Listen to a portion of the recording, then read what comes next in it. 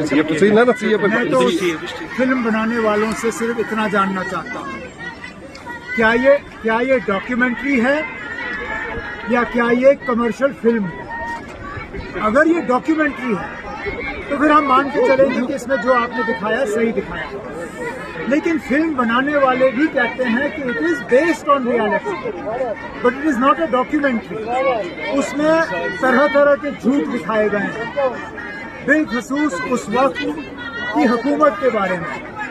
हकीकत ये है कि जब ये वाक़ये हुए, जब कश्मीरी पंडित यहाँ से निकल गए, उस वक्त फारूक अब्दुल्ला वजीर आला नहीं था, उस वक्त गवर्नर राज था, जगमोहन साहब गवर्नर थे, वीपी सिंह साहब की हुकूमत थी।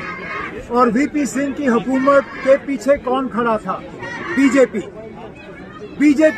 की हुकूमत थी मरकज में जब कश्मीरी पंडित। नमस्कार, आज आपको ये बताएंगे कि विवेक अग्निहोत्री की फिल्म द कश्मीर फाइल्स क्यों सुर्खियों में है, क्यों इस पर बवाल मचा हुआ था। फारूक अब्दुल्ला के बयान के बाद किस प्रकार भाजपा के नेता ने उस पर पलटवार किया है।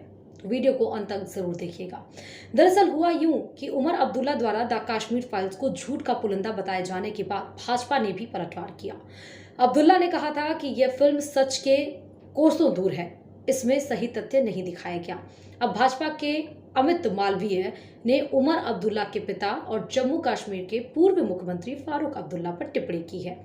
अमित मालवीय जो कि भाजपा नेता हैं, उन्होंने कहा एक ट्वीट में कि कौन सी बात उमर अब्दुल्ला को झूठी लगी। 18 जनवरी 1990 को फारूक अब्दुल्ला ने मुख्यमंत्री पद से इस्तीफा दे दिया था। 19 जनवरी से ही मासूम कश्मीरी पंडितों का नरसंहार शुरू हो गया। क्या यह सच नहीं कि उन्होंने आईएसआई द्वारा प्रशिक्षित 70 खतरनाक आतंकियों को छोड़ने का आदेश दिया था? उमर अब्दुल्ला ने कहा था कि जब कश्मीरी पंडितों की हत्या हुई तब फारूक अब्दुल्ला मुख्यमंत्री नहीं थे। उन्होंने ये भी कहा कि उस वक्त केंद्र में भाजपा समर्थित वीपी सिंह की सरकार थी।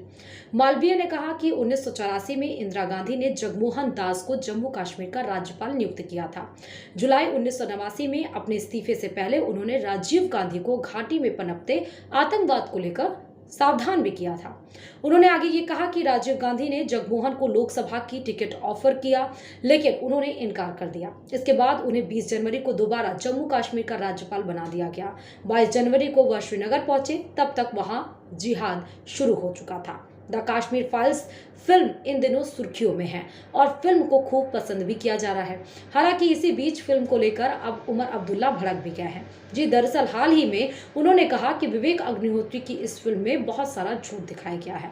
इसके अलावा उन्होंने कहा कि अगर यह कमर्शियल फिल्म होती तो कोई बात नहीं, लेकिन फिल्म निर्माता वास्तविकता दिखाने का दावा करते हैं, जो कि गलत है।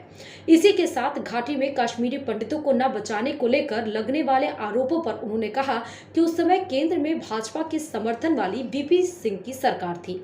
जब कश्मीरी पंडितों को कश्मीर छोड़ना पड़ा, उस समय वहां राज्यपाल का शासन लगा दिया गया था। इसके अलावा आगे उमर ने कहा कि कश्मीरी पंडित आतंकवाद का शिकार हुए हैं, जिसका सबको दुख है, लेकिन मुसलमानों और सिखों को भी बंदूक की नोक पर रखा गया। उनके बलिदान को भूलना नहीं चाहिए, उनका वापस आना भी अभी बाकी है। आगे उन्होंने कहा कि देश में ऐसा माहौल बनाना चाहिए कि वे वापस आ सके, लेकिन जिसने यह फिल्म बनाई है वह नहीं चाहते कि कश्मीरी पंडित वापस आए। आप सभी को हम ये भी बता दें कि इससे पहले फारूक अब्दुल्ला ने एक स्वतंत्र जांच कमीशन के गठन की मांग की थी, जो कि कश्मीरी पंडितों को पलायन से जुड़े तथ्यों को सामने लाए। आपको ये भी पता होगा कि कश्मीरी पंडितों के साथ हुए अत्याचार और मजबूरन पलायन को दिखाने वाली film the Kashmir files 100 crore club में शामिल हो गई है। जी हाँ, और एक तरफ जहाँ लोग इसकी तारीफ कर रहे हैं तो दूसरी तरफ आलोचना भी हो रही है, वाद विवाद भी हो रहे हैं, सियासी गलियारों में आरोप प्रत्यारोप भी हो रहे हैं। बीजेपी और कॉमर्शियल के बीच में जंग छिड़ चुकी है, तो बहुत सारे लोगों का ये कहना है कि धर्म के बीच में एक लड़ाई लगाने की ये फिल्म कोशिश है। आपका क्या विचार है? इस वीडियो के कमेंट बॉक्स में आप जाकर लिख सकते हैं। धन्यवाद।